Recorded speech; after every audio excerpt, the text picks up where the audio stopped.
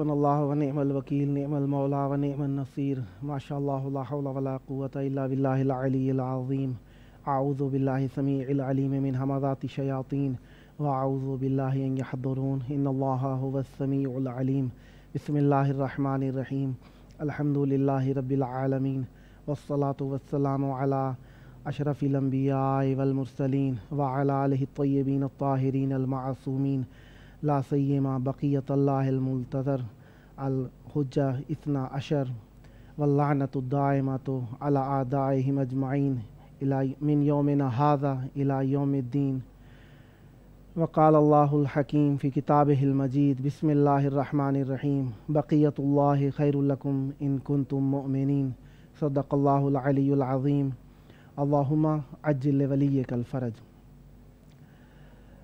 अस्सलामु अलैकुम।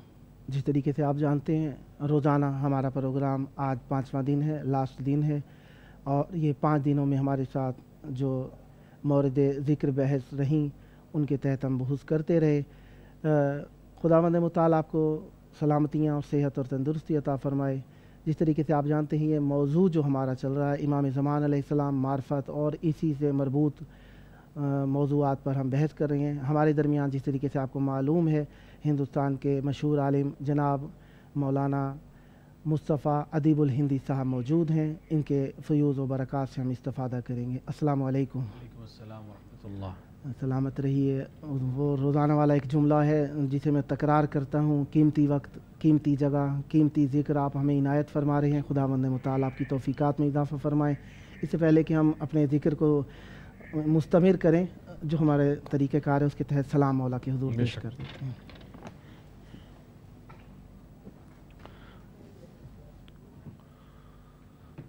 अस्सलामु अलैका या अबा अब्दिल्लाह, अस्सलामु अलैका या इब्न रसूलिल्लाह, अस्सलामु अलैका या इब्न अमीरिल मुअमिनीन व इब्न सय्यदिल वसीद, अस्सलामु अलैका या इब्न फ़ातिमत अज़-ज़हरा सय्यदतिन निसाइल आलमीन, अस्सलामु अलल हुसैन व अला अली इब्नुल हुसैन व अला औलादिल हुसैन व अला अस्हाबिल हुसैन। अस्सलामु अलैकुम व रहमतुल्लाहि व बरकातुहू। अस्सलामु अलैका या अब्दुस सालिह अल मुती लिल्लाहि व लिरसूलिहि, अस्सलामु अलैका या इब्न अमीरिल मुअमिनीन, अस्सलामु अलैका या क़मर बनी हाशिम, अस्सलामु अलैका या अबल फ़ज़्लिल अब्बास, अस्सलामु अलैकुम व रहमतुल्लाहि व बरकातुहू।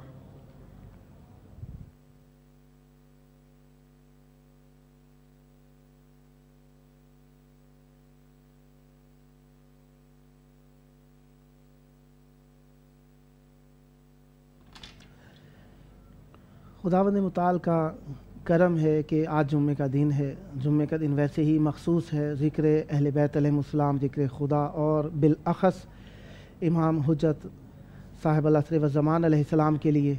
और जिस तरीके से हम खुद चाहते हैं कि दिनों में से एक दिन, घंटों में से कुछ घंटे, सातों में से कुछ सातें और लम्हात में से कुछ लम्हे अपने रिज़्क़ में से, अपने वक्त में से, अपनी बातों में से इमाम ज़मान अलैहिस्सलाम के लिए वक्फ़ करने चाहिए हमें। और मार्फत के मौजू पर हम बातें कर रहे थे जिसके तहत हम बातें कर चुके। हमने काफ़ी सारी बातें की जिनके अंदर अंबिया अलैहिमुस्सलाम से निस्बत बयान की। हमने इसी तरीके से अहले सुन्नत के यहाँ जो कबूल करने वाले हैं उनसे बयान किया कि कौन से लोग ऐसे हैं जो कबूल करते हैं कि इमाम ज़मान अलैहिस्सलाम की आमद हो चुकी है और ज़हूर होना है। कुछ ऐसे थे जिन्होंने कबूल नहीं किया था कि आमद हुई है और बाद में ज़हूर करना, उसका भी हमने जवाब दिया था कि आमद हो चुकी है। सिर्फ सायुबास सायुज़हर और इसी तरीके से मौला के बारे में जो उनके वो यूती के लफ्ज़ इस्तेमाल हुआ था उसके तहत से कहा गया था कि उन्होंने माने में इश्तबाह किया है। सयूलद का माना उन्होंने इश्तबाह लिया है, उससे सयूबास के माने को इश्तबाह लिया था। ये भी हमने जवाबात दिए। मासूम अलैहिस्सलाम के अलक़ाब पे भी बहस जारी है, इंशाअल्लाह उस पर भी बात करेंगे। और उसी के तहत हमने बात की थी कि आज के दिन हम जो मौज़ूआत इख्तियार करना चाह रहे हैं, वैसे तो अभी भी तिश्ना काम है काफ़ी सारे मौज़ूआत। आज के किस मौज़ू को आप तरजीह देना चाहेंगे? पहले शुरू किया जाए। अऊज़ु बिल्लाहि मिनश शैतानिर रजीम, बिस्मिल्लाहिर रहमानिर रहीम, अल्हम्दुलिल्लाहि रब्बिल आलमीन, وصلی اللہ علیہ سیدنا محمد وعلیہ الطیبین الطاہرین۔ بے شک آپ کی بات صحیح ہے اور بالکل سچ ہے اور حقیقت ہے کہ معرفت امام زمانہ عجل اللہ تعالی فرجہ الشریف کا موضوع اتنا وسیع ہے کہ ہم 5 پروگرام نہیں، اگر سال بھر بھی پروگرام کریں تو شاید اس کا حق ادا نہیں ہو سکتا۔ لیکن بہرحال ایک صحیح اور کوشش ہے آپ کی چینل کی، تمام وہ لوگ جو اس پہ کام کر رہے ہیں، اس میں مدد کر رہے ہیں، کوشش کر رہے ہیں، ان سب کی صحیح اور کوشش ہے کہ بالآخر کچھ گھنٹے کچھ پروگرام حضرت کے نسبت سے بیان ہو جائیں، بالآخر کچھ نہ کچھ چیزیں بہرحال لوگوں تک پہنچ جائیں۔ یعنی ہم بھی ہد والا کام کر رہے ہیں، چونچ پہ پانی بھر کے آگ بجھانے کی کوشش کر رہے ہیں، اسی طرح کچھ نہ کچھ معرفت کی کوئی چیز ایک بوہی سے ہی ہم پہنچانے کی کوشش کریں کہ حضرت انشاءاللہ اس کو ہم سے قبول کریں اور مزید توفیقات دیں کہ ہم اور بہتر سے بہتر پروگرامز اور بہتر سے بہتر چیزیں اور بہتر سے بہتر مطالب اپنے ناظرین کے پاس اور دنیا میں جو امام زمانہ کی منتظر دنیا ہے ان تک پہنچا سکیں۔ بہت سی بحوث ہیں لیکن کچھ چیزیں ایسی ہیں کہ جن کو بیان کر دینا ضروری ہوتا ہے اور ابتدا میں، یا وہ چیزیں جو لوگوں کے ذہن میں ہیں لیکن شاید بہت زیادہ کلیئر نہ ہوں۔ ایک مسئلہ جو اس لائق تھا کہ اس کو ہم اور آپ بحث کریں یا گفتگو کریں، وہ حضرت سے کا ملنے کا مسئلہ، یعنی کیا حضرت سے ملاقات ہو سکتی ہے، یعنی غیبت کس معنی میں ہے۔ پہلی بحث کہ غیبت کا مطلب یہ ہے کہ بالکل نہیں مل سکتے، وہ دکھ نہیں رہے ہیں، ہم نہیں دیکھ پا رہے ہیں، اچھی خاصی یہ بحث ہو سکتی ہے۔ اس کے علاوہ اس غیبت کے زمانے میں کیا لوگوں نے حضرت کو دیکھا ہے یا بالکل نہیں دیکھا ہے، اور وہ نائبین جو حضرت نے مقرر کیے، آج کے زمانے میں نائب کا مسئلہ کیا ہے۔ حضرت کی غیبت صغریٰ جو پہلے ہوئی اس پہ جو نائب تھے آپ کے، جو نواب اربعہ کے نام سے مشہور ہیں، وہ کون لوگ تھے، کس طرح سے منسوب ہوئے تھے، یہ ایک اچھی بحث ہے۔ تو ان میں مثلا حضرت کی ولادت کے 5ویں سال، یعنی 5 سال تک آپ امام حسن عسکری علیہ السلام کے ساتھ رہے ہیں۔ چونکہ امام حسن عسکری علیہ السلام کا نام آ گیا، لہٰذا ایک چیز میں عرض کرتا چلوں کہ بہت دفعہ ایسا ہوتا ہے، خود ہمارے درمیان، دوسروں کی تو بات چھوڑ دیجیے، کہ ہم ائمہ کے سلسلے میں بہت کوتاہی کرتے ہیں، اور ائمہ کے جو خدمات ہیں، یعنی ائمہ نے جو کام انجام دیے ہیں خصوصاً تشیع کے لیے اور اپنی ہماری قوم کے لیے اور اس کے قوم کی شکل دینے کے لیے، ان کو ہم نظر انداز کر دیتے ہیں یا ہم سمجھ نہیں پاتے کہ حضرت نے کیا کیا۔ ہم اپنے آپ کو 12 امامی 12 عشری کہتے ہیں، لیکن اگر صحیح سے ہم دیکھیں تو شاید 12 اماموں کے نام کے علاوہ ہمیں 3 یا 4 ائمہ کے بارے میں جتنا پتہ ہے اتنا دیگر کے بارے میں نہیں پتہ ہے۔ امیر المومنین کے بارے میں زیادہ ذکر ہوتا ہے، امام حسن کا ذکر ہوتا ہے، امام حسین کا ذکر عاشورہ کے سلسلے سے اور شہادت کے سلسلے سے عزاداری مسلسل سال بھر ذکر رہتا ہے۔ لیکن جب ہم امام زین العابدین تک پہنچتے ہیں تو پھر ایک خاص رخ رہ جاتا ہے۔ امام زین العابدین کو ہم صرف مصائب سے اور دعا سے، اور اس کے علاوہ ان کی جو اس دعا اور اس مصائب میں جو انہوں نے کام کیا ہے، سیاسی کام ہے، جو تبلیغی کام ہے، جو نتائج بعد میں آئے، یعنی امام محمد باقر علیہ السلام کو جو موقع ملا تھا، اتنی احادیث جو ہمارے پاس ہزاروں امام سے پہنچ رہی ہیں، یہ امام زین العابدین کی کوششوں کا نتیجہ تھا کہ امام باقر کو موقع مل پایا، امام جعفر صادق کو موقع مل پایا۔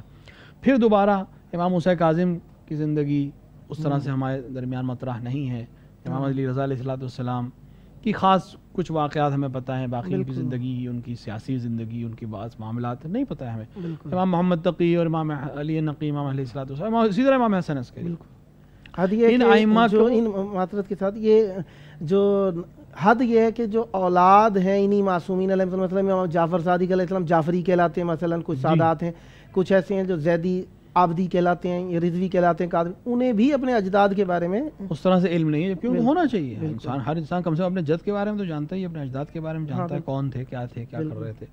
تو اسی طرح امام حسن عسکری علیہ السلام کو جو وظیفہ بعنوان امام، کیا وظیفہ تھا؟ بات سے ایک رابط دوں، ایک جگہ میں تبلیغ کے سلسلے میں رمضان المبارک میں گیا، میں نے وہاں پہ بیٹھے ہوئے لوگوں سے پوچھا، میں نے کہا کہ اچھا بچے تھے چھوٹے، میں نے پوچھا ہم یوم ندعو کل اناس بامامہم، ہر قوم اپنے امام کے ساتھ اٹھائی جائے گی، تو میں نے کہا بتاؤ بیٹا کس امام کے ساتھ اٹھائے جائیں گے؟ وہ کہتا ہے امام زین العابدین علیہ السلام کے ساتھ۔ اچھا، میں نے کہا کون سے سید ہو؟ کہہ رہے زیدی سید ہو۔ یعنی پھر دوسرے سے پوچھا، کہہ لیں گے کاظمی، امام موسیٰ کاظم علیہ السلام کے ساتھ۔ میں نے کہا بیٹا ایسا نہیں ہے کہ جو جس کی نسل سے بے شک، یہ امام زمان علیہ السلام ایک خاص موضوع ہے، خاص موضوع، بالکل۔ تو وہ وہی ہے کہ نہ جاننا، نہ سمجھانا، کچھ ہماری کوتاہی، کچھ لوگوں کی کوتاہی کہ صحیح سے اس طرح نہیں پہنچتے، اس پر غور نہیں کرتے۔ تو امام حسن عسکری علیہ السلام کی جو ایک بہت اہم ذمہ داری تھی، چونکہ موضوع حضرت کے سلسلے سے چل رہا ہے، بہت سخت کام تھا امام حسن عسکری کے لیے، وہ یہ کہ ان 5 سال میں جو حضرت کی ولادت سے لے کر امام حسن عسکری کی شہادت تک کے 5 سال ہیں، ان 5 سال میں آپ کو حضرت کی ولادت کو چھپانا بھی ہے، ٹھیک ہے، تاکہ دشمنوں سے محفوظ رہیں، اور اپنوں تک پہنچانا بھی ہے، یعنی ایک ہی چیز ٹھیک ہے، ہوتے ہوئے چھپانا بھی ہے، اسی چیز کو چھپانا ہے اور اسی چیز کو بتانا ہے، یہ بہت سخت کام ہے۔ جہاں دشمن طاق میں ہے کہ کہیں سے پتہ چل جائے کہ کون شخص امام حسن عسکری کا بیٹا ہے تو ہم اسے قتل کر دیں، کیونکہ اسی سے خوف ہے کہ وہی دنیا کو عدل و انصاف سے بھرے گا، روایات پہ سب کو عمل کرنا ہے، دشمن جمع ہے، انتظار کر رہے ہیں، جاسوس ہیں، ہر طرف سے نظر بند ہیں، ایک ایک گھر کی کنیز کو چیک کیا جاتا ہے، ایک ایک انسان جو گھر میں آتا ہے اس کو چیک کیا جاتا ہے، ایک ایک خبر ان کے پاس ہے، دقیق ہے۔ میرے خیال سے آپ 4 انبیاء کی تشبیہات میں سے ایک شبیہ بتانا چاہ رہے ہیں، موسیٰ علیہ السلام کے ساتھ جس طرح ہوا تھا، جس طرح جناب موسیٰ علیہ السلام وعلی نبینا وعلیہ السلام کے سلسلے میں ہے کہ ایک خوف، کیونکہ فرعون کو خبر دی تھی نجومیوں نے کہ ایک شخص بنی اسرائیل سے تمہیں ختم کر دے گا، اس کے لیے اس نے کتنا وہ قتل کر ڈالا۔ تو اسی طرح امام زمانہ اجل اللہ تعالیٰ فرجہ الشریف کو جو تشبیہ دی جاتی ہے جناب موسیٰ سے، ایک تو خوف کی ہے کہ جس طرح جناب موسیٰ کو خوف رہا بعد میں، اور اس کی قوم کو پورا خوف رہا، کتنے 60 ولادت کے وقت بھی خوف تھا کہ مار نہ دیے جائیں، چھپایا بھی صحیح، 60,000 سے زیادہ بچے قتل کیے گئے صرف اس لیے کہ میری حکومت بچ جائے، لیکن خدا کی قدرت کی اسی دشمن کے گھر میں خدا نے جناب موسیٰ کو پناہ بھی دی اور ان کو پروان بھی چڑھوایا اور جوان کیا، اور بعد میں وہ تمام معاملات ہوئے۔ تو اس طرح ایک شخصیت کو دنیا تک پہنچانا، جو جاننے والے ہیں، جو اہل ہیں، ان تک پہنچانا اور دشمنوں سے محفوظ رکھنا ایک بہت بڑا کام تھا جو امام حسن عسکری علیہ السلام نے انجام دیا۔ اسی زمانے میں امام کے ایک شاگرد جن کو ہم محمد بن عثمان کے نام سے یا محمد بن عثمان بن سعید کے نام سے جانتے ہیں، یہ امام کے اصحاب میں سے ہیں، ٹھیک ہے، اور یہی ان لوگوں میں سے بھی ہیں جنہوں نے امام سے ان 5 سال میں ملاقات کی ہے، یعنی آپ کی ولادت کے وقت جا کر دیکھا ہے، اور بعد میں جب تھوڑے سے بڑے ہوئے پھر جا کے دیکھا ہے، ملاقات کی ہے، اور حضرت نے امور منتقل کیے ہیں کہ بعد میری شہادت کے بعد تمہارے امام یہ ہوں گے اور تم ان کے نائب ہوگے، یعنی حضرت کی طرف سے بھی، یعنی 11ویں امام نے بھی منسوب کیا اور 12ویں امام نے بھی۔ 4 والے موضوع میں سے آپ دوسرے 4 کے موضوع 4 کے اوپر آ گئے کہ 4 نواب، 4 کا ایک عجیب عدد ہے، اس کو اگر ہم کئی جگہ دیکھیں تو آتا ہے، مثال کے طور پر خلفاء کے لیے ہے کہ 4 خلفاء ہیں، امیر المومنین اپنے آپ کو چوتھا خلیفہ کہتے ہیں، البتہ چوتھا خلیفہ وہ اس معنی میں نہیں جس میں ہمارے اہل سنت برادران استعمال کرتے ہیں، بلکہ یہ اس معنی میں کہ خداوند عالم نے جو خلیفہ دنیا میں بنائے جو خدا کی طرف سے تعین شدہ ہیں، جناب آدم اور اس طرح سے جب آئے تو چوتھے امیر المومنین علیہ السلام ہے، نہ کہ یہ جو انسانوں کے بنائے ہوئے خلیفہ ہیں، اس سے کوئی تعلق ہی نہیں ہے ہمارا۔ اسی طرح 4 کے عدد کو اگر آپ دیکھیں تو کتب جو مشہور ہیں، البتہ صحیفے بہت سے آئے ہیں، لیکن جو آسمانی کتابیں جو ہیں وہ 4 ہی کہلاتی ہیں۔ اسی طرح شریعتیں، یہ بھی 4 کے عدد اس کے ساتھ ملتا ہے۔ 4 ائمہ سے امام حضرت اجل اللہ تعالیٰ فرجہ الشریف کو منسوب کیا جاتا ہے کہ ان سے جناب موسیٰ علیہ السلام سے خوف، اور جناب عیسیٰ سے غیبت، اور جناب داؤد کی طرح حکم اور عدالت کے ساتھ انصاف کرنا اور علم غیب کے ذریعے سے حکم صادر کریں گے، اور جناب رسول اللہ صلی اللہ علیہ وسلم کی طرح آپ حکومت بھی کریں گے اور شریعت کو پوری دنیا تک کے لیے رائج کریں گے، جو آپ کو ان 4 چیزوں کی وراثت ایک چیز جو ذہن میں آئی، جس طریقے سے ہم نے پہلے ایک اشکال بیان کیا تھا کہ نبی کریم صلی اللہ علیہ وسلم کے بعد نبی نہیں آ سکتے کوئی دوسرے، تو وہ ہم نے حل کر دیا تھا۔ جو شائقین ہیں وہ ہمارے پچھلے حلقات دیکھیں گے، انشاءاللہ قسطیں دیکھیں گے، انشاءاللہ اس میں آپ کو جواب مل جائے گا۔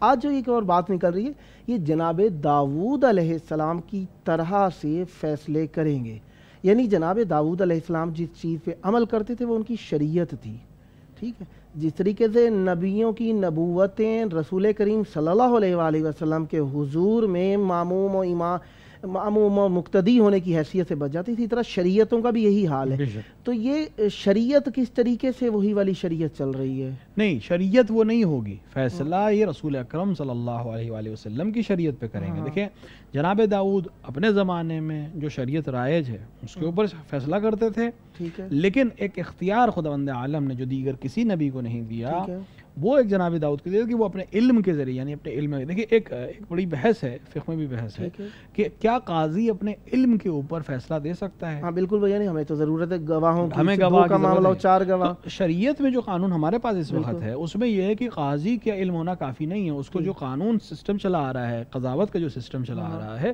اس پر اس کو فیصلہ دینا۔ اگر اس کے پاس گواہ نہیں ہے سامنے کے پاس یا قسم نہیں کھا پا رہا ہے تو وہ فیصلہ قاضی کی صرف جان لینا کافی نہیں ہے جب تک گواہی پیش نہ ہو جائے اور جو ضوابط ہیں قضاوت کے وہ پورے نہ ہو جائیں، کیونکہ اس میں بہت سے مسائل ہیں۔ جناب داؤد کے لیے بھی بیچ میں مسائل آئے تھے یا دیگر انبیاء کے لیے بھی آئے تھے، تو پھر وہ 2 گواہوں والا معاملہ کس طریقے سے تو اب یہاں یہ حکم حضرت کو خاص خداوند عالم اجازت دے گا کہ اب آپ کو اجازت ہے، جس طرح جناب داؤد کو گواہوں کی ضرورت نہیں تھی، وہ اپنے علم سے فیصلہ کر سکتے تھے، اسی طرح نہیں شریعت وہ نہیں ہوگی۔ دیکھیے شریعت کا مطلب یہ ہے کہ حکم کیا سے دیا جاتا ہے، شریعت حکموں کو بیان کرتی ہے۔ مثال کے طور کے اوپر جناب داؤد کی شریعت اب ہمارے پاس صحیح سے نہیں ہے کہ میں کیا معلوم اس شریعت میں کیا حکم تھے، لیکن یہ معلوم ہے کہ مثال کے طور پر یہ جرم اگر اس شریعت میں کیا جاتا تو مثال کے طور پر یہ سزا تھی، تو جناب داؤد اپنے علم سے اس حکم کو جاری کرتے۔ کہیں ایسا تو نہیں ہے کہ ہم ان دین عند اللہ الاسلام، اسلام ایک ہی تھا، ما کانا یہودین ولا نصرانین، جناب ابراہیم علیہ السلام یہ بھی ہے، لیکن امینڈمنٹس بہرحال ہیں، کچھ نہ کچھ چیزیں بدلی ہیں، جیسے روزے کے مسائل بدلے ہیں، پہلے جو روزے تھے وہ رات کا بھی روزہ تھا اور دن کا بھی روزہ تھا، اور بہت سے مسائل جو اجازت ہم کو مثلا ماہ رمضان میں بہت سی اجازت رات میں ہے وہ دیگر شریعتوں میں نہیں تھی، اسی طرح بہت سی سختیاں تھیں جو رسول اکرم صلی اللہ علیہ وسلم کے صدقے میں ان کی امت کے اوپر آسانیاں کر دی گئیں، روزوں کی تعداد کم کر دی گئی، نماز کو آسان کر دیا گیا، اور بھی بہت سی چیزیں، شاید عقل انسانی اس کا طہارت کر چکی ہے، مثلا مٹی بعنوان طاہر اور مطہر استعمال نہیں ہوتی تھی دیگر شریعتوں میں، لیکن رسول کے صدقے میں مٹی کو بھی مطہر شمار کیا گیا، تیمم کیا جا سکتا ہے، اور بھی بہت سے مسائل ہیں۔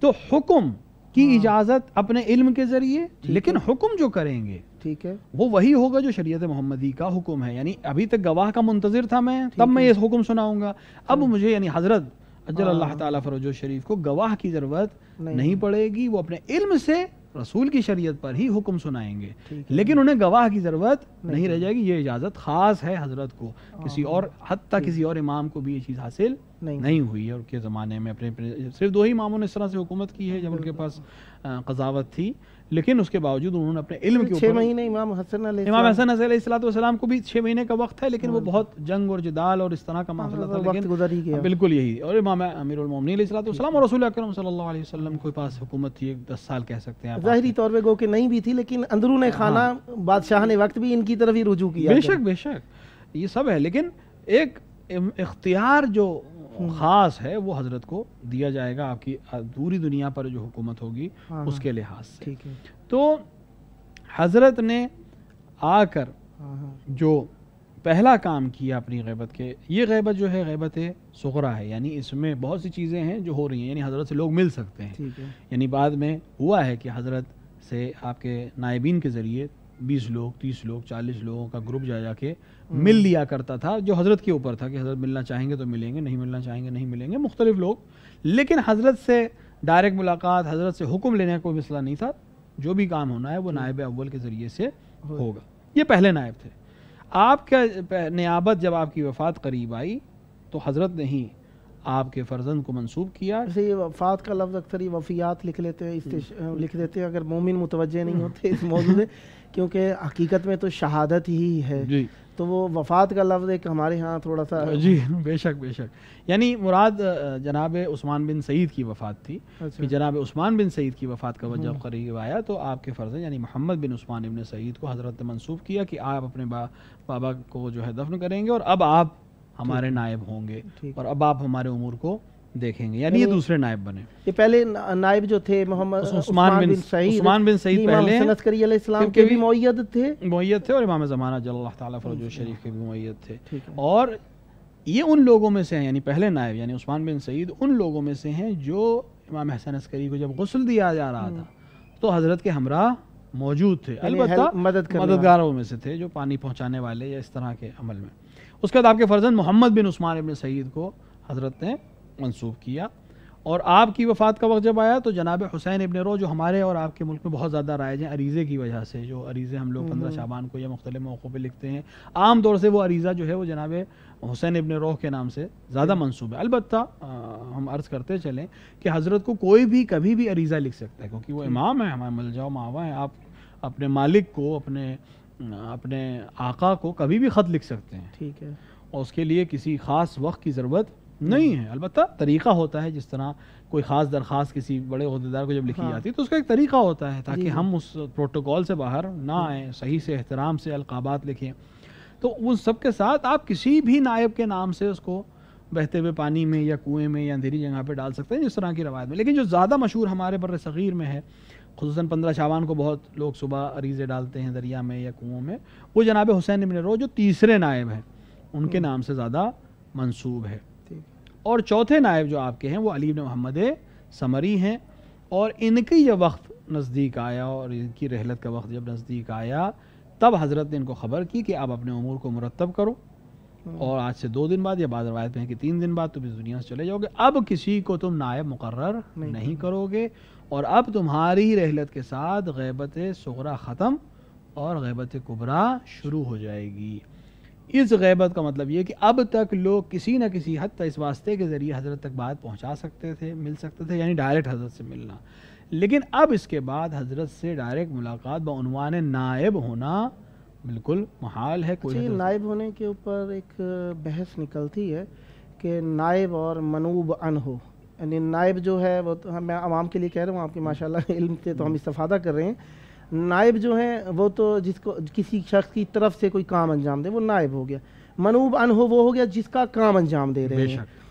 ایک بحث عوام الناس میں یہ بھی ہے کہ یہ نواب نہیں ہے، اور ہے نا یہ جن امام کی، کیونکہ نائب اور منوب ان ہو کے اندر آپس میں صفات ایک سی ہونی چاہیے، اس موضوع پہ کوئی بحث فرمائیے۔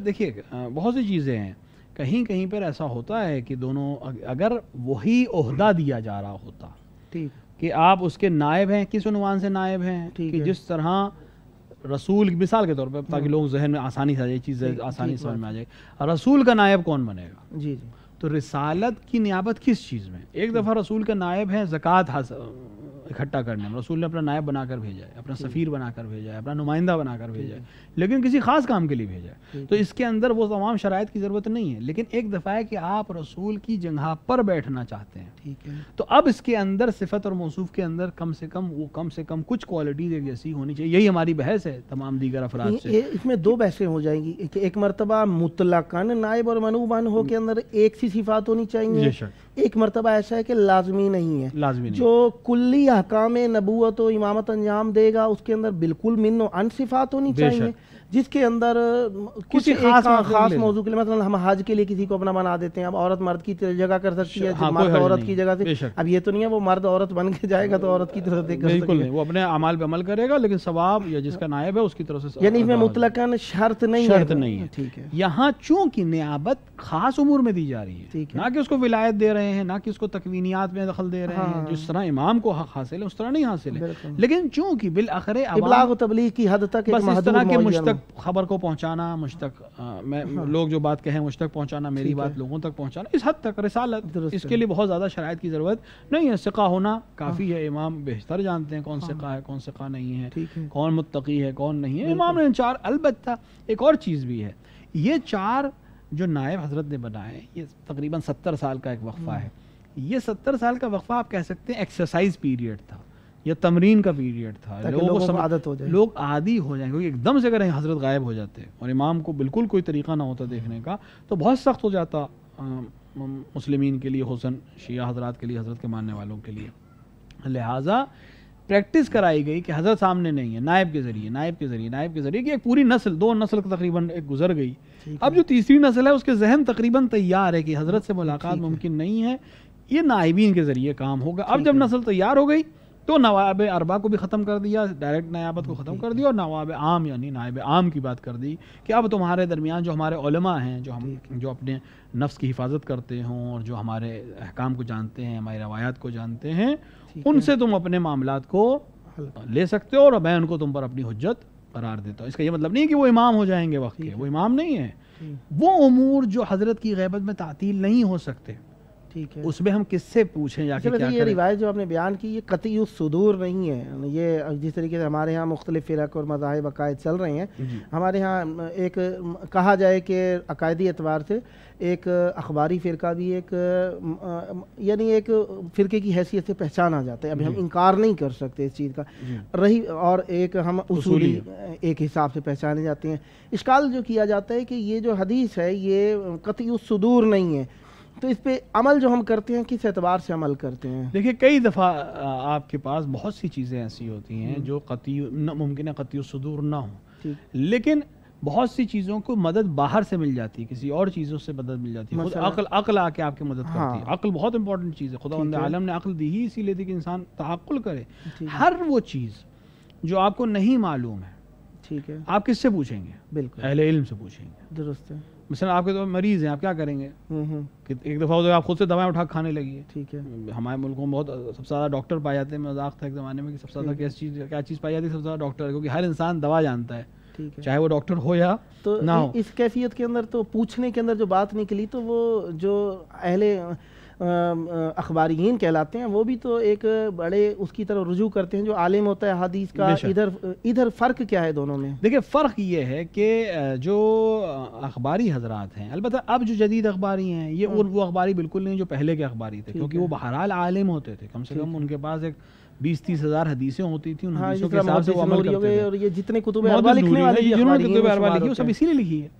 وہ ان کو ضرورت نہیں تھی ان چیزوں کی, ان کے پاس روایات تھیں, ان روایات کو وہ دیکھتے جاتے تھے, ان کے مسائل حل ہوتے چلے جاتے تھے. لیکن جیسے جیسے دنیا آگے بڑھی, مسائل بڑھتے چلے گئے, بالآخر ان روایات کے علاوہ بھی ہمیں کسی چیز کی ضرورت تھی جو مسائل کو حل کرے آ کر. تو اس میں یہ بات لازم نہیں ہوتی کہ نبی کیا اپنا دین نامکمل چھوڑ گئے تھے؟ جتنا ہمارے پاس دین نامکمل نہیں ہے, وہ آپ کو اصول بتا کے گئے ہیں. ٹھیک ہے, اور خداوند عالم نے استخراج کا طریقہ آپ کو جو چیز سمجھانا تھی وہ سمجھا کے چلے گئے ہیں. آپ کو یہ بتا دیا ہے کہ مثال کے طور پر ہم لوگ کو فقہ میں مثال دی جاتی ہے کہ اگر آپ کو یہ بتا دیا گیا کہ یہ 11 چیزیں نجس ہیں مثلا, اب وہ آ کے ایک ایک چیز پوائنٹ نہیں کریں گے. اب یہ آپ کا کام ہے کہ جو چیز سامنے آئے آپ کو تولنا ہے کہ یہ ان 11 نجاستوں میں ہے یا نہیں ہے. ایک ایک چیز کو پوائنٹ کرنے کی ضرورت نہیں ہے. یعنی محققات اور متیقنات کے اندر یہ تقلید نہیں ہے, بالکل نہیں, بلکہ جو فرعیات ہیں ان کے اندر اپنی عقل جہاں تک ہماری نہیں پہنچ سکتی, ایک دوسرے سے مشاورت یا ان کی بات ماننے یا ان کی کتاب پہ عمل کرنے کی اسی حد تک ہے. اسی حد تک ہے, یعنی ایک اطاعت کے معنی میں نہیں, اطاعت کے معنی بالکل نہیں, بالکل یعنی کہیں بھی اطاعت نہیں ہے. ٹھیک ہے, ہماری مجبوری ہے تقلید کرنا. یا تو ہم اتنے بڑے مجتہد ہو جائیں, کسی کے لیے دروازہ بند نہیں ہے, آئے بسم اللہ اجتہاد کرے, 20-30 سال اپنی عمر صرف کرے حوزہ علمیہ میں, قرآن اور حدیث اور عقل و اجماع کے ذریعے سے تمام مسائل اپنے لیے حل کرے, خود کے لیے بھی حل کرے, دوسروں کے بھی حل کرے. عمومی علماء کے نزدیک یہی ہے کہ یا خود عالم ہو یا خود تھوڑا سا محتاط ہو یا پھر مقلد ہو. تو اب اسی اعتبار سے آغا معذرت کے ساتھ یہ جو صدری صاحب ہیں جناب سید محمد صدر, ان کا کہنا یہ تھا کہ 2 چیزیں ٹھیک ہیں اس کے اندر سے. ایک یہ کہ یہ محتاط والے کو وہ قبول نہیں کرتے, شاید اسی اعتبار سے یا عالم ہو یا مقلد ہو, بس اسی لحاظ سے اس کی وجہ کی احتیاط خود اپنے آپ میں تقریباً اجتہاد کے برابر ہو جائے. بالکل ٹھیک. مثلاً کے طور پہ اس وقت تقریباً ہمارے پاس 300 سے زیادہ مجتہدین ہیں. ہاں ٹھیک ہے, تو اگر آپ احتیاط پر عمل کرنا چاہتے ہیں تو آپ کو کم سے کم 300 رسالے اٹھانے پڑیں گے. 300 رسالے میں ایک ایک مسئلہ جو آپ کے سامنے آئے اس پہ 300 علماء کی نظر نکالیے, پھر اس میں جو بیچ کا نظریہ اس پہ نکال کر عمل کریے. اختلاف فرعی ہوتا ہے, اختلاف فرعی ہے, یہ بھی ایک چیز, یعنی ایک سے ہی ہے سارے مسائل. ایسا نہیں ہے کہ مثلا جو توضیح المسائل میں 3000 یا 4000 مسائل لکھے سب میں اختلاف ہے. ایک 20-30 شاید ممکن ہو اس طرح کے مسائل ہوں گے جس میں فتوے مختلف ہو سکتے ہیں, اور اس میں بھی 1-2 ہی ایسے مسئلے ہیں جس میں بہت زیادہ اختلاف ہے. یعنی اصالتاً استخراج ان مسائل کا بھی حدیث سے ہی ہے, ورنہ ان میں بھی آپ مختار ہیں. اس میں ایسا نہیں ہے کہ انہوں نے اپنے دل سے صبح اٹھے اور فتویٰ دے دیا ہے. ہمارے پاس ایسا کوئی مجتہد کو اجازت نہیں ہے کہ صبح اٹھ کے طے کر لے کہ میری خواب میں یہ آیا میں طے کر دوں, ایسا کچھ نہیں ہے. ہم تو مولا کی زیارت کے بارے میں مولا کہتے ہیں کہ جو مجھے دیکھنے کا ادعا کرے جھوٹا ہے, چلے جائے کہ اپنے دل سے مسائل کیسے بیان کر سکتا ہے. تو مسئلہ بیان کرنے کے لیے اسے حدیث یا قرآن کو پیش کرنا پڑے گا. جہاں حدیث اور قرآن آ کر اصول بیان کر رہی ہے وہاں ہم عقل اور اجماع اور دیگر علماء کے نظریے کو پیش کر دیتے ہیں.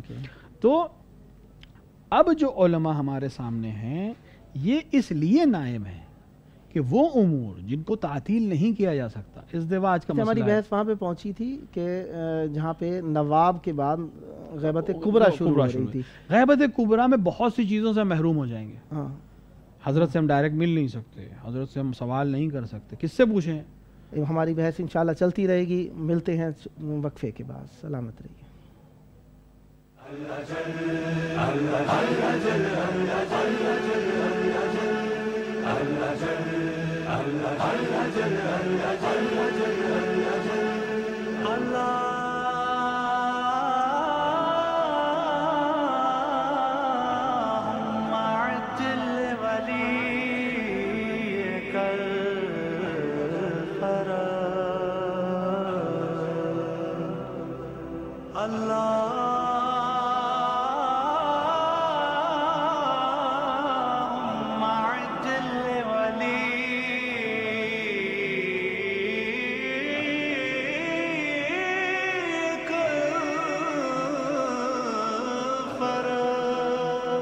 کاش میں مہدی دوراں کا زمانہ دیکھوں، کاش میں مہدی دوراں کا زمانہ دیکھوں، کاش میں مہدی دوراں کا زمانہ باروے حیدر کرار کا چہرہ دیکھوں، کاش میں مہدی دوراں کا زمانہ دیکھوں، کاش میں مہدی دوراں. پھر اذان علی اکبر سے ہو آغاز سحر، پھر اذان علی اکبر سے ہو آغاز سحر، پیچھے مہدی کے میں عیسیٰ کا مصلی دیکھوں، کاش میں مہدی دوراں کا زمانہ دیکھوں، کاش میں مہدی دوراں. پرچم حضرت عباس کو لہراتے ہوئے، پرچم حضرت عباس کو لہراتے ہوئے، میرے مالک میرے خالق سر کعبہ دیکھوں، کاش میں مہدی دوراں کا زمانہ دیکھوں، کاش میں مہدی دوراں. اللہ تبارک و تعالیٰ کا احسان ہے کہ ہمیں حجت خدا علیہ السلام کے ذاکروں میں شمار فرمایا ہے، اور یقیناً یہی وہ ذکر ہے جو کہ اللہ تبارک و تعالیٰ اپنا ذکر شمار کرتا ہے، کیونکہ اس ذکر کے ذریعے سے اللہ تبارک و تعالیٰ کے ذکر تک پہنچنے کی راہ ہموار ہوتی ہے. اور دوسرے معنوں میں یہ کہوں کہ یہی ذکر ایک توسل ہے تو بھی بجا ہوگا، اور یہ بات بے جا شمار نہیں کی جا سکتی. اور ایک اور اعتبار سے اگر کہا جائے کہ معصوم علیہ السلام کا ذکر عبادت ہے، تو یقیناً معصوم علیہ السلام کے بارے میں غور فحص تفحص اور معصوم علیہ السلام کے بارے میں فکر کرنا یقیناً اسی حدیث کا مصداق ہوگا، ساعۃ فی التفکر افضل من 1000 سنہ یا 70,000 سنہ. یعنی معصوم علیہ السلام یا فکر کی عبادت جو ہے وہ 1000 سال یا 70,000 سال کی عبادت سے افضل ہے. تو لہذا ہم ایک عبادت کر رہے ہیں، وہ عبادت جس کا ذکر اللہ تبارک و تعالیٰ اپنا ذکر شمار کرتا ہے. آئیے ہمارے ساتھ موجود ہیں جناب مصطفیٰ ادیب الہندی صاحب. قبلہ آگے ہماری بحث چل رہی تھی کہ ہم جو باتیں کر رہے ہیں ان موضوعات کے اندر ہم پہنچ گئے، غیبت صغریٰ ختم ہو گئی، غیبت کبریٰ میں ہم پہنچ گئے ہیں. جی، غیبت کبریٰ اپنے تمام مسائل کے ساتھ ایک بہت بڑا مرحلہ ہے تمام مشتاقین کے لیے، منتظرین کے لیے، صابرین کے لیے، کیونکہ امام سامنے نہیں ہے. امام نے اور امام سے پہلے یا 12ویں امام سے پہلے مختلف ائمہ نے تقریباً 7ویں امام کے زمانے سے مسئلہ شروع کر دیا تھا نائبین کا اور تیاری کرانے کا اور کہنے کا کہ حضرت کا زمانہ آئے گا. حتیٰ البتہ امام زمانہ جل اللہ تعالیٰ فرجہ شریف کی غیبت اور طولانی ہونے اور رسول اکرم سے ہمارے پاس روایات ہیں. کل ہم لوگوں نے کچھ روایات کو پیش بھی کیا تھا کہ لوگ، لیکن جیسے جیسے زمانہ قریب آیا حضرات ائمہ علیہ والسلام نے اس کی تیاری کرانا شروع کی، لوگوں کے ذہن کو دوبارہ اس کی طرف مبذول کرانا شروع کیا کہ کسی طرح لوگ آمادہ ہو جائیں اس کے لیے. چونکہ یہ غیبت طولانی ہونی تھی لہٰذا اس کے لیے بہت مسئلہ تھا کہ عوام اس کے لیے تیار ہو کہ امام سامنے نہیں ہوگا، امت ظاہری طور پر بے سرپرست نظر آئے گی، سرپرست نہیں ہوگا، امام نہیں ہوگا سامنے، بہت سے مسائل آئیں گے، لوگ تیار ہوں. تو ایک بہت بڑا مسئلہ، یعنی یہ غدیر سے ہی رسول کریم صلی اللہ علیہ وآلہ وسلم نے بے شک غدیر میں بھی 5 مرتبہ ذکر فرمایا، ہر معصوم کے فرامین، پھر اس کے بعد تقریباً ہر معصوم، ٹھیک ہے، آپ کو بہت کم چیزیں ایسی ملیں گی جس کے اوپر ہر معصوم کی حدیث آپ کو مل جائے. ٹھیک ہے.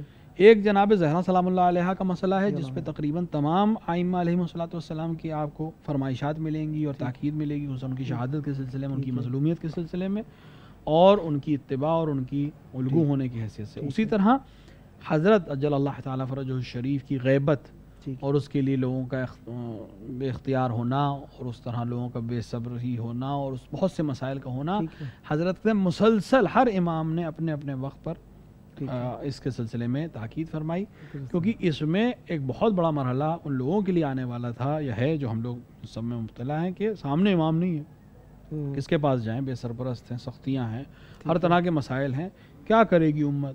ائمہ نے کوشش کی، لوگوں کو سمجھایا، لوگوں کو بتایا، لوگوں کو سکھایا کہ الحمدللہ آج بھی علماء کی سرپرستی میں، آیات اعظام خدا سب کی حفاظت فرمائے، ان سب کی سرپرستی میں بالآخر امت اپنا کام دھیرے دھیرے کر رہی ہے اور اس مرحلے کی طرف بڑھ رہی ہے کہ انشاءاللہ وہ وقت آئے کہ ہم بالکل تیار ہوں حضرت کے لیے. تو ایک غیبت کا ایک مسئلہ یہ ہے کہ امام سامنے نہیں ہے.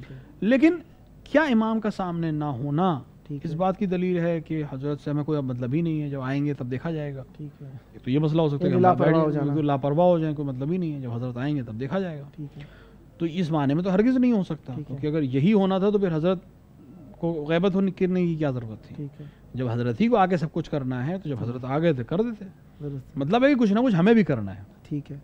تو ہمیں کیا کرنا ہے، یہ ایک بڑا مسئلہ ہے. تو جس طرح جب تب قوم اس مرحلے کو پار کرنے لگے گی کہ ہمیں بھی کچھ کرنا ہے، ٹھیک ہے، اور ہمیں جو کرنا ہے وہ صرف حضرت کا نام لینا یا صرف دعا پڑھ لینا یا اپنے آپ کو کہہ دینا کہ ہاں حضرت ہم تیار ہیں، یہ کافی نہیں ہوگا، بلکہ اپنے آپ کو ہر طرح سے تیار کرنا پڑے گا، جسمانی اور ذہنی اور روحی اور اقتصادی، ہر طرح سے حضرت کے لیے ہمیں تیار کرنا پڑے گا. اگر ہم تیار نہیں ہوں گے تو میرا خیال وہ والا جریان اگر ذکر کر دیجئے، وہ جو بھیڑیں ذبح کرنے والا تھا. ہاں وہ بہت اچھا قصہ ہے، ہم عراق میں ہی ہیں الحمدللہ، اور کل بھی زیارات کے لیے جب ہم گئے تو یہ قصہ ذہن میں آیا کہ حضرت کے سلسلے میں ایسے بہت سے قصے ہیں، لیکن یہ قصہ جو ہلے کے ایک شخص کے لیے ہے بہت مشہور ہے، وہ مقام صاحب زمان کے نام سے آج بھی وہ جگہ موجود ہے. لوگ جانا چاہیں اگر ہلے جائیں اور دیکھیں تو مل سکتے ہیں ان کو. زیادہ پرانا بھی نہیں ہے، آخری 60-70 سال کے اندر کا یہ واقعہ ہے کہ ایک شخص تھا جو مسلسل یہ کہا کرتا تھا کہ حضرت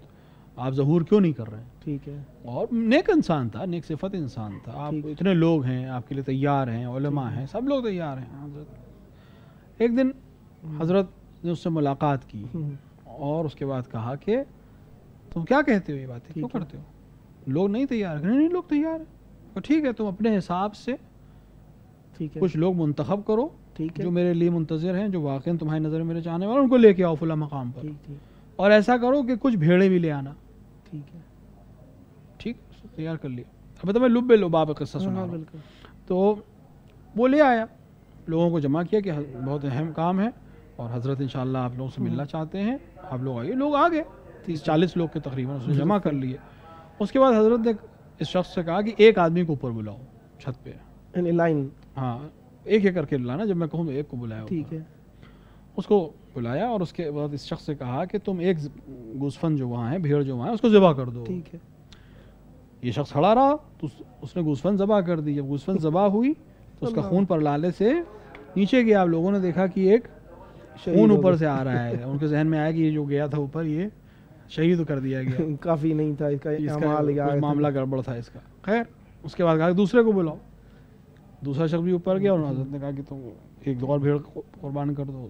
ایک بھیڑ قربان کر دی گئی، پھر خون نیچے آیا. ٹھیک ہے. اب جو حضرت نے کہا کہ جاؤ تیسرے کو بلا کے لاؤ، تو وہاں پر کوئی نہیں تھا. تو حضرت نے دیکھو لوگ اس حد تک ہمارے لیے آمادہ نہیں ہیں، یعنی اتنے بدگمان ہیں کہ بھیڑ کا خون دیکھ کر بھی اگر خون مان لیے چاہ بھی رہا تھا، جب تمہاری حضرت کے سلسلے میں اتنی تیاری نہیں ہے کہ تم حضرت کے لیے خون نہیں دیکھ سکتے یا حضرت کے لیے خون نہیں دے سکتے، تو پھر حکومت کرانا اور حکومت کے سلسلے میں جد و جہد کرنا اور تمام اصولوں کے ساتھ حضرت اس میں کافی سارے تبلیغاتی نوٹ نکلتے ہیں. مثلا ایک جسے حجت مان رہے ہیں اس کے ہر کام کو سر و چشم قبول، سر تسلیم خم کر کے قبول کر لینا. ایک بات، وہ چاہے ہمیں مار دیں چاہے جلا دیں، یہ ہم نے قبول کر لیا. بلکہ کہیں نہ کہیں وہ مارنا بھی جلانا ہو سکتا ہے. بالکل ان کا کام حق ہے. یا جیسے جناب ہارون مکی والا قصہ ہے جو تندور میں جا کے بیٹھنے کو کہا تھا حضرت نے. ہارون مکی جا کے تندور میں بیٹھ گئے تھے. وہ شخص بیٹھا ہوا تھا کہ میں خراسان سے آیا ہوں، 10,000 لشکر اور 20,000 کا لشکر آپ قیام کر دیے. لوگ تیار ہیں،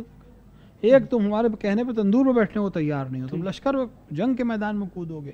تو یہ واقعات جو ہم تک پہنچے ہیں یا ہوئے ہیں یہ عبرت کے لیے ہیں کہ ہم اپنے آپ کو تولیں. کسی کو یعنی ہمیں اطاعت کی، ان کی جو کہیں گے وہ حق کہیں گے. اس کے لیے ایک اور جریان بھی نقل کیا جاتا ہے. مثلا ایک مرتبہ ہمارے استاد ہوا کرتے تھے، خدا رحمت کرے، کہنے لگے کہ نا اگر مولا کا ظہور ہو جائے اور وہ کعبے کو شہید کرنے کا کہہ دیں تو کیا کر دو گے؟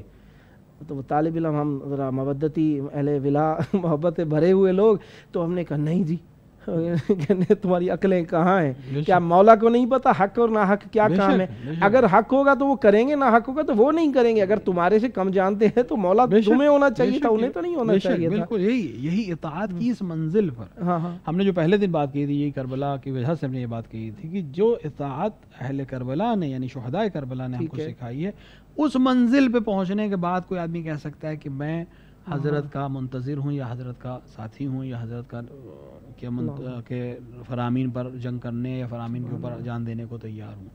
وَإِلَّا اگر ہم حضرت کے بات کہنے کے بعد اپنی بات حجت پیش کر رہے ہیں کہ صاحب ایسا نہیں اور ایسا ہے اور ایسا نہیں ویسا، اور ہزاروں مل جائیں گے آپ کو تاریخ میں جو حضرت کے سامنے بات کرتے تھے، تو اس طرح کے سماج کے لیے وہ نہیں ہے. اور غیبت کی وجہ بھی شاید یہی ہے کہ سماج ان کے لیے آمادہ نہیں تھا، تیار نہیں تھا. سماج آمادہ نہ ہونے سے مراد اکثر ہمارے ہاں جو جس کی تبلیغ اور عمومی ذہن سمجھے جاتے ہیں، جس کی وجہ سے لوگ ڈرتے بھی ہیں مولا کے آنے سے، اور کئی لوگوں نے ڈرنا ہی شروع کر دیا مولا آئیں گے تو مار دیں گے. اور اکثر ہم مولوی صاحبان کے بارے میں لوگ کہتے ہیں کہ علماء مخالف کریں گے. یہ نہیں سوچا جاتا جب علماء کی حال ہوگی تو عوام کتنی ہوگی. تو علماء سارے ایسے نہیں ہوں گے جو مخالف ہوں گے. تو وہ جو کہا جاتا ہے کہ بھئی گناہ اتنے ہو گئے ہیں اس کی وجہ سے مولا، کیا یہ اس موضوع پہ بیان فرمائیں؟ کیا یہ علت تامہ ہے؟ کیا ہے کہ دیکھیں بہت سی چیزیں ہیں جو خلط ہو جاتی ہیں. ایک چیز ہے کسی شے کے لیے کسی چیز کا علت ہونا. مثال کے طور کے اوپر آگ ہے، اس سے دھواں نکلے گا، ٹھیک، تو دھوئیں کی علت ہم آگ کو کہہ سکتے ہیں، ٹھیک ہے، علت. اور آگ کی علت ہم لکڑی یا جلنے والی کوئی بھی چیز کہہ سکتے ہیں. لیکن کبھی کبھی ایسا ہوتا ہے کہ وہ علت تام نہیں ہوتی. مثلا حرارت ہے، کسی مثال میں حرارت ہے، آج کل کے زمانے میں سمجھنے سے بڑا آسان ہے. گرمی ہے، تو کبھی گرمی آگ کی وجہ سے ہوتی ہے، کبھی گرمی سورج کی وجہ سے ہوتی ہے، کبھی گرمی کسی اور چیز کی وجہ سے ہوتی ہے. موسمی ہیٹر ہے. تو اب ضروری نہیں ہے کہ جہاں گرمی ہو وہاں آگ بھی ہو. آگ جہاں ہے وہاں گرمی ہوتی ہے، لیکن ضروری نہیں کہ جہاں گرمی ہو وہاں آگ ہی ہو. ٹھیک ہے، تو دونوں الگ الگ چیزیں ہوتی ہیں. تو اسی طرح گناہ ممکن ہے، بہت ممکن ہے کہ گناہ ایک اسباب میں سے ہو حضرت کی غیبت کے، لیکن یہ اسباب تام نہیں ہو سکتا. ٹھیک ہے، یعنی صرف اسی وجہ سے نہیں، بہت سی اور بھی چیزیں ہو سکتی ہیں. اور روایات میں جس طرح سے پتہ چلتا ہے، ایک خود حضرت کی حفاظت ایک بہت بڑا مسئلہ ہے. یعنی جب حضرت سے پہلے کے ائمہ علیہ الصلوۃ والسلام، کوئی 27 سال کی عمر میں شہید ہو رہا ہے، کوئی 28 سال کی عمر میں شہید ہو رہا ہے، ٹھیک ہے، 15 سال زندان میں امام موسیٰ کاظم کے لیے ملتا ہے، امام حسین علیہ الصلوۃ والسلام کی شہادت. اور جس طرح ہم حضرت کے اجداد کے سلسلے میں جائیں تو امام رضا کے بعد جو سلسلہ ہے وہ تقریباً بہت کم عمر ہے ائمہ علیہ الصلوۃ والسلام کی، 9ویں امام کی، 10ویں امام کی، 11ویں امام کی عمر بہت کم ہے، یعنی 30 سال بھی نہیں پہنچے ہیں، 27 سال، 24 سال، 28 سال، یعنی بالکل جوانی کے عالم میں آپ کو قتل کیا گیا ہے. اس زمانے کے لحاظ سے حضرت کی حفاظت بہت اہم تھی، لہٰذا کوئی اور طریقہ نہیں تھا سوائے اس کے کہ آپ کو دشمن کی نظر سے ائمہ میں سب سے کم عمر امام ہمارے امام محمد تقی علیہ السلام، امام محمد تقی علیہ الصلوۃ والسلام. تو ان کی عمروں کو اگر آپ دیکھیں، عمر مبارک آپ کی بہت کم ہے، یعنی عام طور سے لوگ اس عمر میں کچھ بھی نہیں کر پاتے، جبکہ ائمہ نے آ کر باقاعدہ امامت کی، 10 سال 9 سال کی عمر میں امام ہوئے، باقاعدہ امامت کی اور لوگوں تک بہت سی چیزوں کو پہنچایا، علم کو پہنچایا، مسائل کو پہنچایا. تو ایک تو حفاظت ہے، ٹھیک ہے، دوسری امتحان ہو سکتا ہے ہمارا آپ کا، ٹھیک ہے، جو اکثر علماء نے نقل کیا کہ آپ کا امتحان لینے کے آپ کتنے تیار ہیں، ٹھیک ہے، غیبت کے زمانے میں آپ کتنے ثابت قدم ہیں. ٹھیک ہے، جو روایات میں ہے کہ آخر الزمان میں مومن کے لیے سب سے سخت اپنے ایمان کو بچانا ہوگا. ٹھیک ہے، ہر طرف آپ دیکھیں کس طرح کی کالا بازاری ہے. اس کالے بازار میں جہاں ہر ایک دھوکہ دے رہا ہے، وہاں ایک صاحب ایمان کے لیے رستہ چلنا کتنا سخت ہے. جہاں سب جھوٹ بول رہے ہیں وہاں سچ بولنا کتنا سخت ہے. جہاں سب رشوت لے رہے ہیں وہاں بغیر رشوت دیے، بغیر رشوت لیے زندگی حق نہ حق ہو گیا، نہ حق حق ہو گیا جا رہا ہے. ہر چیز کو جو اس کے پاس مال ہے وہ حقدار ہے، جس کے پاس مال نہیں ہے وہ کچھ بھی نہیں ہے. تو اس طرح کے معاملات میں اہل حق کا ساتھ دینا، ثابت قدم رہنا ایک امتحان ہے. مثلا آج کل کچھ ملک، کچھ شہر ایسے ہیں جہاں پہ خاتون کا حجاب کرنا جرم ہو جاتا ہے، جرم ہو جاتا ہے. تو بہت سی ملک ایسے. تو ان سب معاملات میں کس طرح مومن امتحان دے رہا ہے کہ اس کے نتیجے میں اس کو ایک بہت اچھا نتیجہ ملے کہ ایک ایسے امام اس کی نجات کے لیے آئے جو اس کو پھر دنیا بھر میں جتنے بھی اس کے اوپر ظلم ہوئے ہیں اس کو اس کی صلاح یعنی ملے. فقط ہمارے گناہوں کی وجہ سے غیبت نہیں ہو سکتی. غیبت تلانی کئی وجہ سے ہو سکتی. خود مصلحت الہیہ نہیں جانتے ہم. ٹھیک ہے، خداوند عالم کی کیا مصلحت ہے ہمیں نہیں معلوم. ٹھیک ہے. تو خداوند عالم جو بھی، ہم جب خداوند عالم کو حکیم کہتے ہیں، مسئلہ یہ ہے کہ ہم خداوند عالم کی صفات پڑھتے تو ہیں، دعائے جوشن کبیر بھی پڑھتے ہیں اور اسماء حسنہ بھی کی بھی تلاوت کرتے ہیں، لیکن صرف پڑھنے کی حد تک. ٹھیک ہے. اس کو علیم کہتے ہیں لیکن شاید مانتے نہیں ہیں. اس کو حکیم کہتے ہیں لیکن حکیم سمجھتے نہیں ہیں. جس طرح دنیاوی حکیموں کو ہم نسخہ تو لے لیتے ہیں لیکن عمل نہیں کرتے، اسی طرح ہم خداوند عالم کو حکیم کہتے ہیں، مانتے ہیں لیکن سمجھتے نہیں ہیں. تو جب وہ حکیم ہے تو وہ کار عبث نہیں کر سکتا. اس نے اگر غیبت رکھی ہے، اپنی حجت کو غیب میں کیا ہے، تو کسی نہ کسی مصلحت سے کیا ہوگا اور اسی کی مصلحت کی بنا کے اوپر وہ ظہور بھی کریں گے. تو ہم یہ بھی طے نہیں کر سکتے کہ صاحب یہ ہو گیا تو اب کیوں نہیں آ رہے ہیں، اور اتنا ظلم تو ہو گیا اب کیا آئے گا انتظار ہے. عاجلاً مستعجلاً کی بات نہیں ہے کہ بالکل نہیں، تڑپ ہونی چاہیے لیکن تڑپ ایسی نہیں ہو جو سبب انکار بن جائے. سبب، ہاں بالکل، یہ بہت ایک باریک چیز ہوتی ہے ہاں کہ آپ اس حد تک نہ مضطرب ہو جائیں کہ آپ اس طرف چلے جائیں اور اس طرح کی باتیں کرنے لگیں جو بالکل ہی خلاف توقع غیر.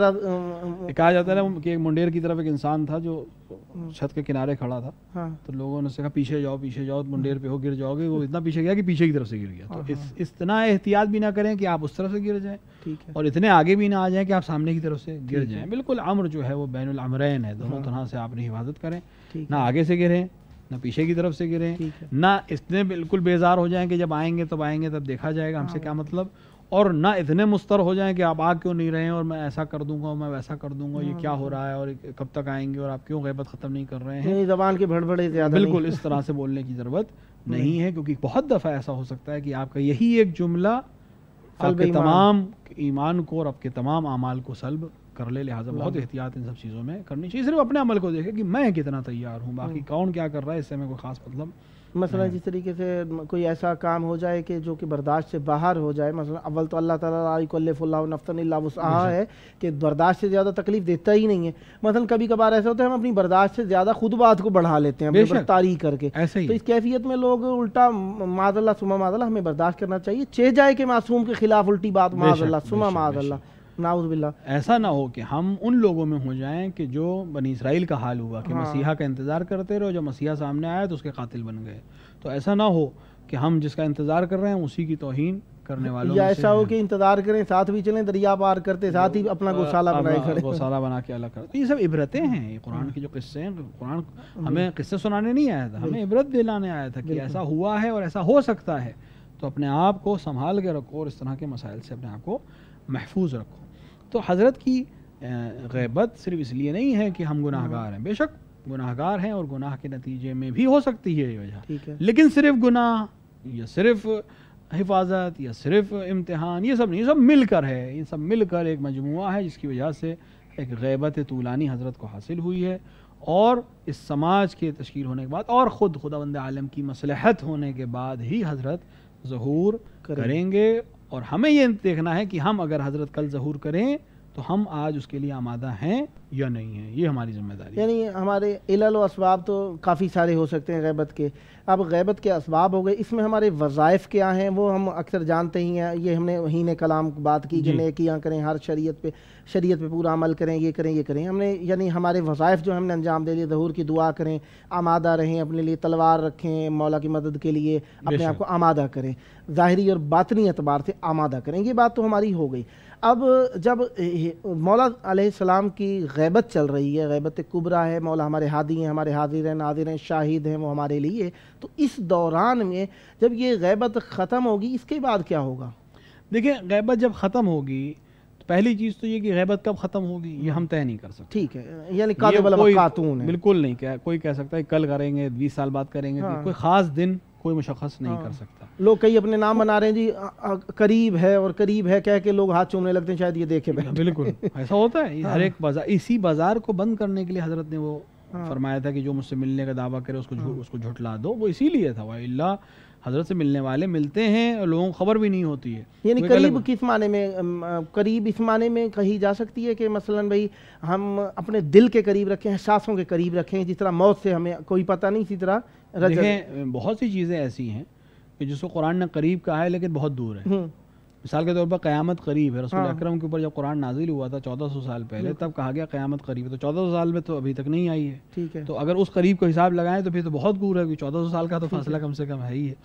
اور اسی طرح خداوند عالم فرماتا ہے کہ میں تم سے قریب ہوں. ٹھیک ہے, تو کیا مطلب ہے؟ یہ ایک چیز ہے سمجھانے کے لیے. یعنی اگر تم اس کو واقعاً چاہو تو تم سے بہت قریب ہے, اور اگر نہیں چاہو تو تم سے قریب ہو کر بھی تم اس سے بہت دور ہو.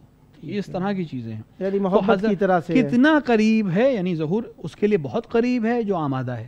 یعنی محبت کی طرح سے عشق کرو تو پاس ہے, نہیں کریں تو بالکل جو سامنے ہو بیٹھا ہوا بھی شخص بھی بہت دور ہوتا ہے. تو اسی طرح ہمارے جو حضرت کے سلسلے میں وظائف ہیں ان پر عمل کرتے رہیں, انسان اپنی تیاری دیکھے. اور ظہور کے سلسلے میں پہلی چیز اللہ کی مصلحت ہے, دوسرا سماج کا آمادہ ہونا ہے. ٹھیک ہے, کچھ چیزیں ایسی ہوتی ہیں جس کو ہم اور آپ جب بیان کرتے ہیں یا علماء بیان کرتے ہیں, کتابوں میں بچے ہمیں پڑھ لیتے ہیں کہ صاحب یہ علائم ظہور میں سے ہے. ٹھیک ہے, تو علائم ظہور میں سے کوئی چیز اگر ملتی جلتی ہوتی ہے تو لوگ کہتے ہیں اب تو ظہور ہو جانا چاہیے. تو علائم ظہور ایک الگ چیز ہے. ٹھیک ہے, علت ظہور ایک الگ چیز ہے.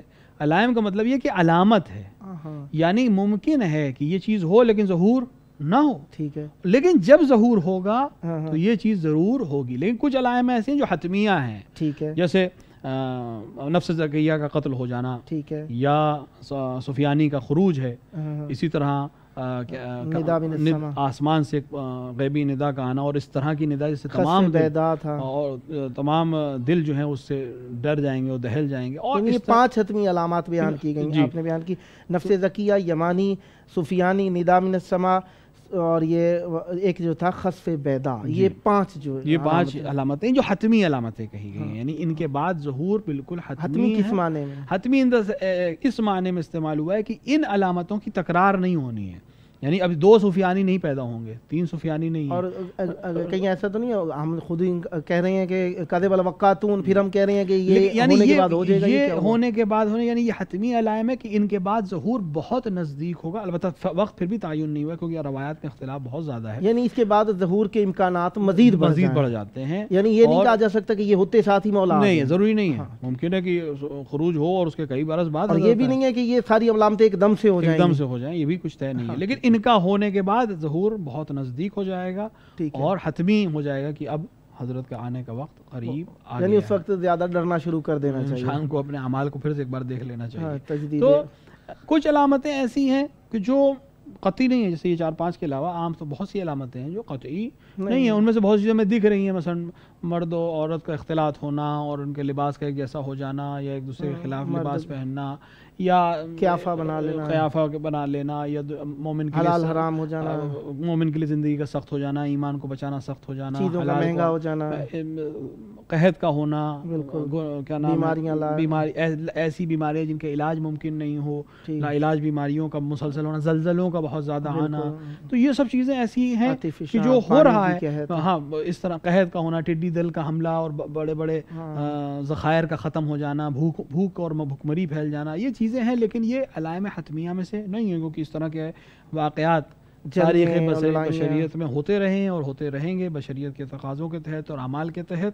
لیکن ضروری نہیں کہ ان کا تعلق فوری حضرت کے ظہور سے بھی ہو، لیکن جب حضرت ظہور کریں گے تو یہ چیزیں بھی. لیکن یہ جب چیزیں ہونے اتنی زیادہ ہونے لگیں، پہلے بھی ہوتی تھی، کبھی کبھار ہوتی تھی. اب تو دیکھیں سال میں 4-4 5 بار 6-7 بار زلزلے آ رہے ہیں جی. اوپر سے یہ گرہن بھی ہو رہے ہیں، چاند گرہن ہو رہا ہے، سورج گرہن ہو رہا ہے، اس کے ساتھ ساتھ پھر عذاب بھی. یعنی یہ سارے جس طرح گناہ اکٹھے ہوتے جا رہے ہیں ساری امتوں کے، اسی طرح عذاب بھی اکٹھے ہوتے چلے جا رہے ہیں. بہت سے ہمارے علماء کا نظریہ یہ ہے کہ جب گناہ بڑھیں گے تب عذاب بھی مختلف ہوتے چلے جائیں گے اور بڑھتے چلے جائیں گے. اور بعض کا نظریہ یہ ہے کہ اگر گناہوں کو دیکھا جائے غور کر کے، یا دونوں طرح سے ہے کہ اگر کوئی گناہ، کوئی خاص گناہ زیادہ ہو رہا ہے تو قرآن کی مدد سے ہم ان عذاب کے متوقع ہو سکتے ہیں جو ہو سکتے ہیں. ٹھیک ہے. یا عذاب کو دیکھ کر، اس طرح کی بیماریوں کو دیکھ کر یا اس طرح کے مسائل کو دیکھ کر ہم یہ اندازہ لگا سکتے ہیں کہ امت کس طرح کے گناہ میں مبتلا ہے، جس کی وجہ سے اس طرح کے عذاب ہو رہے ہیں. کہ خدا ہم سب کو اس طرح کی بلاؤں سے محفوظ رکھے اور ہمیں واقعاً حضرت کے منتظرین میں سے قرار دے، اور ہمیں اس دور میں ثابت قدم رہنے کی توفیق عطا فرمائے کہ ہم ان لوگوں میں سے بنے جو واقعاً منتظر تھے اور واقعاً صابر تھے اور وہ کام انجام دے رہے تھے جو ان کا انجام دینے کا وظیفہ تھا. تو علائم ظہور یا علت ظہور، ان کو جاننا سمجھنا اس حد تک اچھا ہے. علائم ظہور ایک چیز الگ ہے، علت ظہور علت میں تو سب سے بڑی علت اور سب سے اہم علت خود حضرت کی مشیت ہے. یعنی خداوند عالم کی مشیت سب سے بڑی علت ہے ہر چیز کی. اس کے بلا ہم کوئی چیز طے نہیں کر سکتے. وہی طے کرے گا کہ کب ظہور ہونا ہے، کیسے ظہور ہونا ہے. اس کی مشیت کے آگے کسی کی چیز نہیں چلتی، نہ کسی کی بات چلے گی. لیکن ہاں، جاننا سمجھنا ہماری ذمہ داری ہے. خدا سے دعا یہی ہے کہ وہ ہمیں توفیق عطا فرمائے کہ ہم اپنے وظائف پہ صحیح طریقے سے عمل کر سکیں، خود بھی عمل کریں، دوسروں تک بھی اس چیز کو پہنچا سکیں. ہاں، یقیناً آپ کا شکریہ، آپ تشریف لائے، آپ نے بہت ہی محظوظ کیا. ضیافت علمی سے آپ کی ہم محظوظ ہوتے رہے، اور یقیناً وہ مومنین جو دیکھتے رہے وہ جانتے ہیں کربلا میں آنے کے بعد انسان کے پاس وقت کم ہی ہوتا ہے، جی چاہتا ہے بار بار زیارت کے لیے جائے. اس وقت کے اندر سے جناب نے آپ نے وقت عطا فرمایا. مولا آپ کی توفیقات میں اضافہ کریں، بار بار آتے رہیں، ہم آپ کے علم سے استفادہ کرتے رہیں. خداوند متعال سے دعا ہے اپنی حجت کا ظہور عطا فرمائے، ہمیں ان کے لائق بنائے، اور مولا ہمیں قبول کر لیں. یقیناً کربلا میں بیٹھ کے آپ کے لیے بھی یہی دعا ہے، ہم سب کا خاتمہ بالخیر ہو. یہ یقیناً دل بھرا آ رہا ہے کہ یہ پروگرام کاش ساری عمر ہماری اس حجت خدا کے لیے وقف ہو جائے جس نے ہمیں اپنے ید یمنا سے رزق عطا کیا ہے، جس کے سبب سے ہماری بقا ہے، جس کے سبب سے ہم بچے ہوئے ہیں، جن کے سبب سے ہمارا دفاع ہو رہا ہے. اگر وہ نہ ہوتے تو لساخت الارض باہلہا ہو گیا ہوتا. یہ جمعے کی شب ہے، جمعے کی شام آ گئی ہے، دل مضطرب ہیں، جی چاہتا ہے کہ ہمارے مولا ہوتے، لیکن اس اضطراب کو اہل بیت علیہم السلام کے غم میں آنسو بہانے کے لیے استعمال کرنا چاہیے، ان سے دوری اختیار نہیں کرنی چاہیے. یقیناً مولا کا ظہور ہوگا، ہم مولا کے مددگاروں میں شمار ہوں گے. حصہ قدر جسہ کوشش کرنا چاہیے، اپنے آپ کو فراغت نہیں دینی چاہیے. خداوند متعال ہمیں اور آپ کو مولا کے سپاہیوں میں، مددگاروں میں، ناصران میں شمار فرمائے، گو کہ وہ اللہ کے مؤید ہیں. خداوند متعال ہم سب کو توفیق دے. اللہم عجل ولیک الفرج. بادشاہ حسین حسین بادشاہ حسین بادشاہ حسین حسین بادشاہ حسین عشق خدا عشق بطور سلطان حسین بادشاہ حسین حسین بادشاہ حسین بادشاہ حسین حسین بادشاہ حسین بادشاہ حسین حسین بادشاہ حسین